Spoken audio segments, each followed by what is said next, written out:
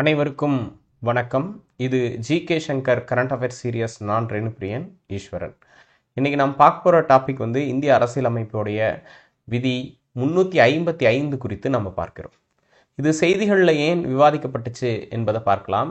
விதி 355 என்பது மணிப்பூர் தொடர்பாக சமீபத்தில் நமக்கு செய்திகளில் வந்துச்சு. மணிப்பூரில் 355 விதி அமல்படுத்துவது குறித்து முதல்வர் பதிலளிக்க மறுப்பு தெரிவித்துள்ளார் என்று குறிப்பிடப்பட்டிருக்கிறது. மணிப்பூருடைய முதலமைச்சர் விதி 355 நடைமுறைப்படுத்துவதற்கு பதிலளிக்க மறுப்பு தெரிவித்திருக்கிறார். அதற்கு காரணம் என்ன என்பதை பார்க்கலாம்.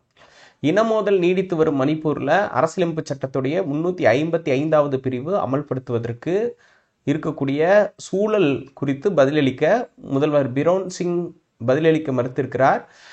அதாவது இந்த 355ங்கிறது ஒரு மாநிலத்தின் ஆட்சியை கலைக்காமல் சட்ட ஒழுங்கு மீதான முழு கட்டுப்பாட்டையும் மத்திய அரசு எடுத்துக்கொள்ளும் சூழலை உருவாக்கக்கூடியதான் இந்த பிரிவு.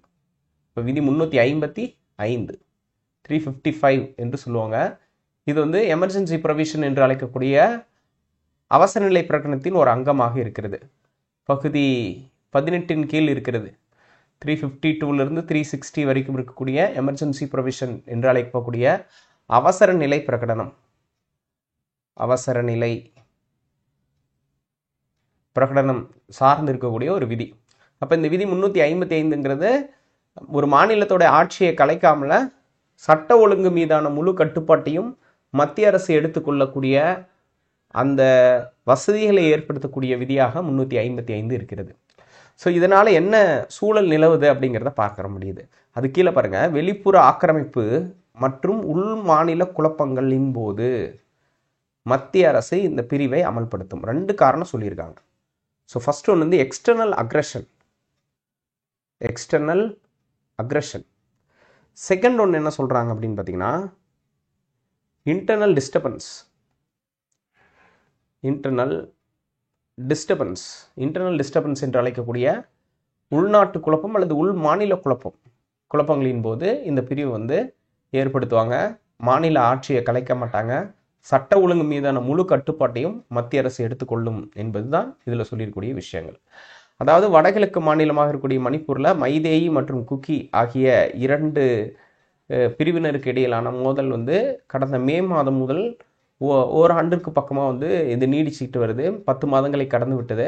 ஸோ அப்போது இந்த கடும் மோதல் நிறுவக்கூடிய ஒரு சூழலில் 180 பேர் வரைக்கும் இறந்துட்டாங்க. அதனால் மணிப்பூரில் விதி 355 நடைமுறைப்படுத்துவதற்காக என்னென்ன சாத்தியக்கூறுகள் இருக்குது அப்படிங்கிறத பற்றி முதல்வர் பிரவுன் சிங் அவர்களிடம் கேட்கும்போது அவங்க பதிலளிக்க மறுத்து இருக்கிறார் என்பது குறிப்பிடத்தக்கதாக இருக்கிறது. யூஸ்வலி அவசர நிலை பிரகடனம் குறித்து நம்ம இந்தியன் பாலிட்டியில் நாம் படிப்போம். நெருக்கடி நிலை பிரகடனம்னு கூட அதுக்கு இன்னொரு பெயராக இருக்கிறது. இதில் தேசிய அவசர நிலை, மாநில அவசர நிலை, நிதி அவசர நிலை என்ற 3 வகையான அவசர நிலைகள் உள்ளன. தேசிய அவசர நிலை, மாநில அவசர நிலை, நிதி அவசர நிலை என்ற 3 இருக்கு. 352, 356, 360 என்ற 3 வகையான அவசர நிலைகள் இருக்கு. அதில் ஃபஸ்ட்டு பார்த்தீங்கன்னா ஆர்டிகல் 352 விதி 352ன்னு ஒன்று இருக்குது. இதை தேசிய அவசர நிலை பிரகடனம்னு சொல்கிறோம். நேஷனல் எமர்ஜென்சி என்று சொல்லுவாங்க. ப்ரோக்ளைமேஷன் ஆஃப் எமர்ஜென்சின்னு சொல்லுவாங்க. அப்போ ஒரு நேஷனல் எமர்ஜென்சி கொண்டு வர்றதுக்கு 3 காரணங்கள் இருக்குது என்பதை நம்ம பார்க்க முடிகிறது. 3 காரணங்களில் ஃபஸ்ட்டு நாம் பார்க்கக்கூடியது டிக்ளரேஷன் ஆஃப் வார், போர் அறிவித்தல். அதாவது வெளிநாடு இந்தியா மீது போர் தொடுப்பதாக அறிவிச்சிருந்துச்சுன்னா இந்தியா நேஷனல் எமர்ஜென்சியை கொண்டு வரலாம். அதே மாதிரி எக்ஸ்டர்னல் அக்ரஷன், வெளிநாட்டுடைய ஆக்கிரமிப்பு. 3வது உள்நாட்டு இராணுவ குழப்பம் அல்லது இராணுவ கிளர்ச்சி, ஆயுதம் ஏந்திய கிளர்ச்சின்னு சொல்லலாம். இராணுவ அல்லது ஆயுதம் ஏந்திய கிளர்ச்சி. ஆயுதம் ஏந்திய கிளர்ச்சி ஏற்படும் பொழுது இந்தியாவில் நேஷனல் எமர்ஜென்சி கொண்டு வரப்படும். இந்த நேஷனல் எமர்ஜென்சியை பற்றி குறிப்பிடக்கூடிய விதி 352 என்று நம்ம குறிப்பிடலாம். 353ல் எஃபெக்ட் ஆஃப் ப்ரோக்ளிமேஷன் ஆஃப் எமர்ஜென்சி என்று ஒன்று சொல்லியிருக்காங்க. தேசிய அவசர நிலையுடைய நடைமுறைகள் மற்றும் விளைவுகள் குறித்த விஷயங்களை சொல்லியிருக்காங்க. ஸோ எப்படி வந்து ப்ரோக்ளைம் பண்ணுவாங்க, அதன் மூலம் என்னென்ன விஷயங்கள் நடைமுறைக்கு வரும் அப்படிங்கிறத பற்றி சொல்லுவாங்க. அப்போ மாநில அரசுகள் உட்பட ஒட்டுமொத்த இந்தியாவே மத்திய அரசின் கட்டுப்பாட்டில் கொண்டு வரப்படும் அப்படிங்கிறத பற்றி சொல்லியிருப்பாங்க. நெக்ஸ்ட் பார்த்தீங்க அப்படின்னா ஆர்டிகல் 354 அவசரநிலை பிரகடனம் நடைமுறையில் இருக்கும் பொழுது வருவாய் பகிர்வில் பின்பற்றப்படும் நடைமுறைகள்னு சொல்லுவாங்க. Application of provisions relating to the distribution of revenues when while a proclamation of emergency in operation. So அப்போது நேஷனல் எமர்ஜென்சி ஆப்ரேஷனில் இருக்கும்போது வருவாய் சார்ந்து இருக்கக்கூடிய அந்த டிஸ்ட்ரிபியூஷன் குறித்து இருக்கக்கூடிய ரெவன்யூ சார்ந்து இருக்கக்கூடிய வருமான பகிர்வு பற்றி இதில் பேசியிருக்காங்க. நெக்ஸ்ட் விதி 355 வெளிநாடுகளின் ஆக்கிரமிப்புகள் மற்றும் உள்நாட்டு குழப்பங்களிலிருந்து மாநிலங்களை பாதுகாப்பது மத்திய அரசின் கடமைன்னு சொல்கிறாங்க. இப்போ வெளிநாடுகளோட ஆக்கிரமிப்பு, the duty of the union to protect states against external aggression, வெளிநாட்டுடைய ஆக்கிரமிப்பு external aggression and internal disturbance, உள்நாட்டு குழப்பங்கள் அல்லது உள் மாநில குழப்பங்கள் என்று குறிப்பிடலாம். இந்த இடத்துல உள் மாநில குழப்பங்கள் இந்த மாதிரி இருக்கக்கூடிய நேரத்தில் சட்ட ஒழுங்கை பாதுகாக்கிற உரிமை மத்திய அரசுக்கு இருக்குது. அப்போ 355 பயன்படுத்துவாங்க. அப்போ மணிப்பூரில் இப்போ டிஸ்கஷனுக்கு வந்திருக்கிறது ஆர்டிகல் 355 என்பது தான் ரொம்ப முக்கியத்துவம் வாய்ந்ததாக இருக்கிறது. அதற்கு அடுத்ததாக விதி 356 என்பது குடியரசுத் தலைவர் ஆட்சி என்று அழைக்கப்படுகிறது. அப்படி இல்லைன்னா மாநில அவசர நிலை அப்படின்னு நம்ம குறிப்பிடுவோம். The provisions in case of failure of constitutional machinery failure in the state, அதாவது மாநிலத்தில் ஒரு குறிப்பிட்ட மாநிலத்தில் அரசியலமைப்பு என்பது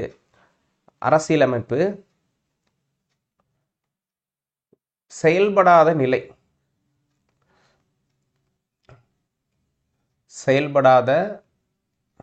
நிலை கான்ஸ்டிடியூஷனல் மிஷினரி ஃபெயிலியர், அரசியலமைப்பு செயல்படாத நிலை இருக்கும் பொழுது இந்த குடியரசுத் தலைவர் ஆட்சியை கொண்டு வருவாங்க என்பது குறிப்பிடத்தக்கது. இதற்கு அடுத்ததாக விதி 357 குடியரசுத் தலைவர் ஆட்சியின் போது மாநிலத்தின் சட்டமன்ற அதிகாரங்களை கையாளுதல். Exercise the legislative powers under the proclamation issued under Article 356. Exercise of legislative power under proclamation issued Article 356. விதி 356 குடியரசுத் தலைவர் ஆட்சி நடைமுறையில் இருக்கும் பொழுது மாநிலத்தின் சட்டமன்ற அதிகாரங்களை கையாளும் பொறுப்பு வந்து மத்திய அரசுக்கு போயிடும். அதுலேயும் குறிப்பாக பார்த்தீங்க அப்படின்னா ஆளுநரை ஒரு ஏஜெண்டாக வச்சு குடியரசுத் தலைவருடைய நேரடி ஆட்சி நடக்கும் என்பது குறிப்பிடத்தக்கது. இதற்கு அடுத்ததாக விதி 358 எமர்ஜென்சி, குறிப்பாக வந்து நேஷனல் எமர்ஜென்சி நடைமுறையில் இருக்கும்போது அடிப்படை உரிமையில் இருக்கக்கூடிய விதி 19 சஸ்பெண்ட் பண்ணப்படும். Suspension of provisions of article 19 during emergency. பேச்சு எழுத்து கருத்துரிமை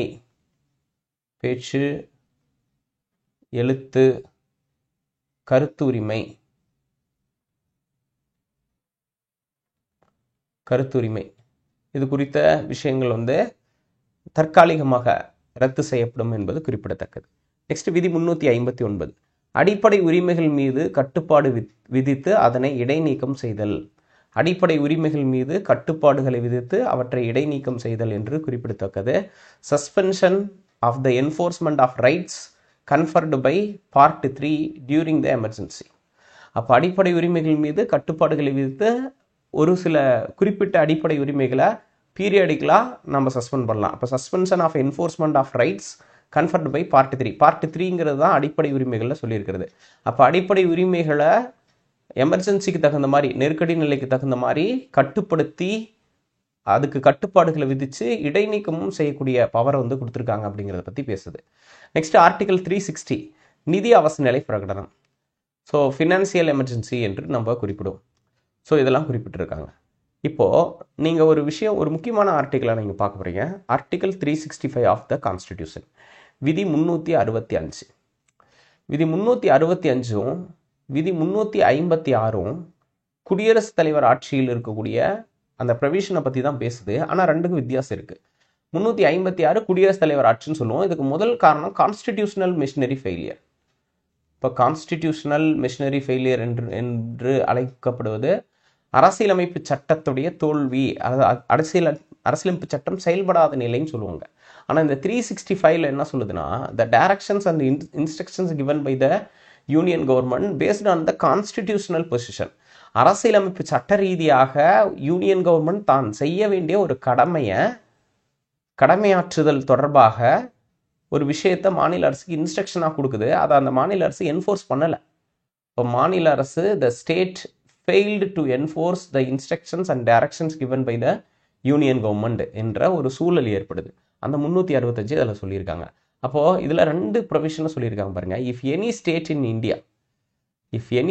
India fails to comply with implement any direction issued by the union government under the authority of the constitution.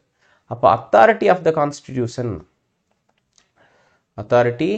constitution அரசியலமைப்பு சட்டத்தின் அடிப்படையில் யூனியன் கவர்மெண்ட் கொடுக்கக்கூடிய வழிகாட்டுதலை ஒரு மாநிலம் நடைமுறைப்படுத்தாத சூழலில் the president of India may determine the situation has arisen in which government of the state cannot function according to the provision of this constitution என்று குறிப்பிடுவாங்க. சரிங்களா? ஸோ அப்போ அதை இந்த இடத்துல மென்ஷன் பண்ணியிருக்காங்க.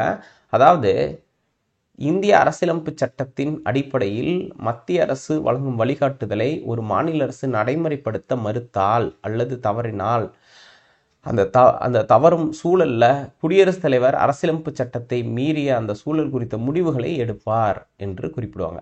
அப்போ அந்த சூழல் குறித்த முடிவுகளை எடுப்பவர் குடியரசுத் தலைவர் என்று நாம் குறிப்பிடலாம்.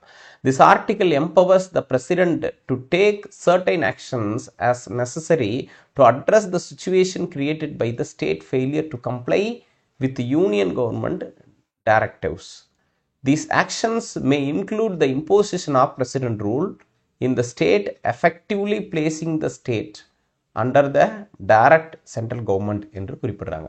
அப்போ என்ன சொல்றாங்கன்னா, the article empowers the president to take certain actions as a necessary to address the situation created by the state's failure to comply with the union government directives. மேற்கண்ட அரசியலமைப்பு பிரிவின் அடிப்படையில் அந்த சம்பந்தப்பட்ட மாநிலம், இந்திய குடியரசுத் தலைவர் சம்பந்தப்பட்ட மாநில அரசின் மீது உரிய நடவடிக்கைகளை எடுக்கலாம். மேலும் அங்கு குடியரசுத் தலைவர் ஆட்சியை நிறுவும் அதிகாரமும் உள்ளது அப்படின்னு சொல்றாங்க. ஸோ அப்போ ஒரு அரசியலமைப்பு சட்ட ரீதியாக வழங்கப்பட்ட உத்தரவுகளை ஒரு மாநில அரசு மீறும் போது இந்த சூழல் எழுகிறது அப்படிங்கிறத நாம் பார்க்க முடிகிறது. இந்த வெரி ஃபேமஸ் கேஸ் எஸ்ஆர் பொம்மை கேஸ், சோமப்பராயப்ப பொம்மை வழக்கு என்று அழைக்கப்படக்கூடிய ரொம்ப ஃபேமஸான ஒரு வழக்கு. 1994 உச்சநீதிமன்றம் ஒரு தீர்ப்பு அளிக்குது. 1994 சோமப்பராயப்ப பொம்மை வழக்கு. அந்த பொம்மை வழக்கு என்பது அரசியலமைப்பு சட்டத்தின் அடிப்படையில் விதி 356 அடிப்படையில் வழங்கப்படக்கூடிய இந்த குடியரசுத் தலைவர் ஆட்சி என்ற உத்தரவுகள் அரசியல் ரீதியாக தவறாக பயன்படுத்தக்கூடாதுன்னு ஒரு தீர்ப்பு சொன்னாங்க.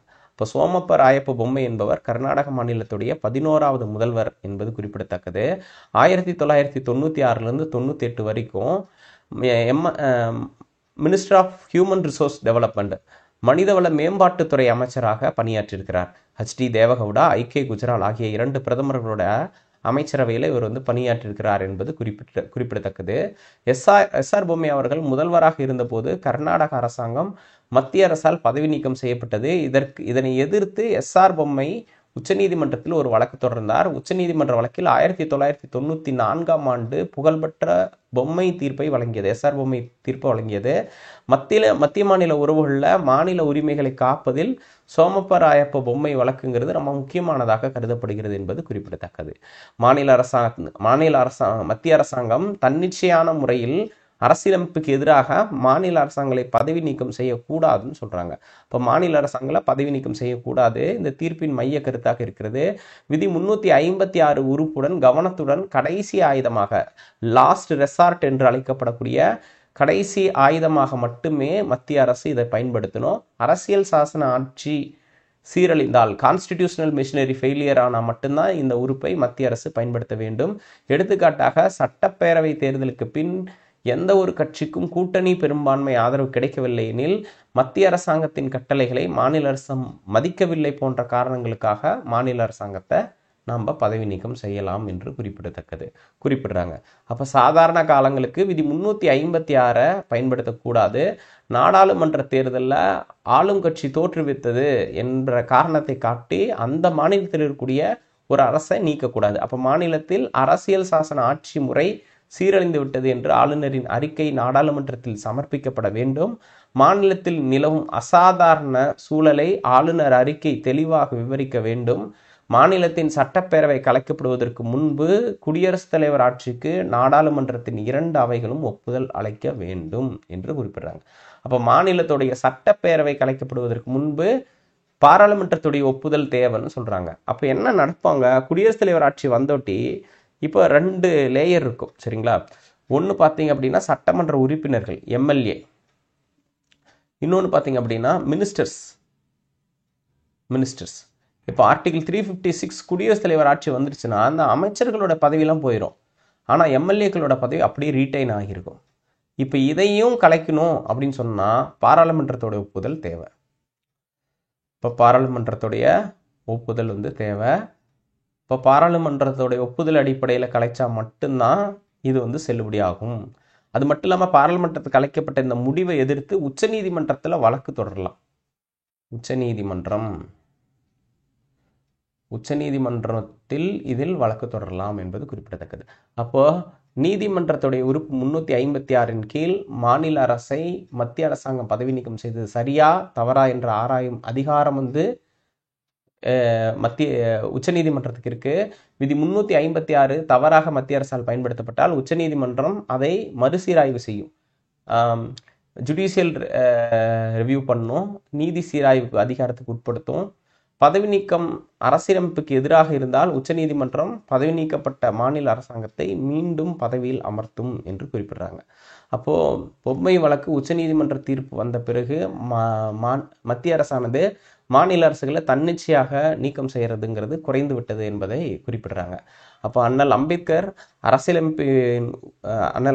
அவர்கள் ஆர்டிகிள் 356 என்ற ஒரு குடியரசுத் தலைவர் ஆட்சி அல்லது மாநில அவசர நிலை என்பது தேவையற்றது என்று குறிப்பிட்டார். தேவையற்ற வார்த்தை என்று வர்ணித்தார்.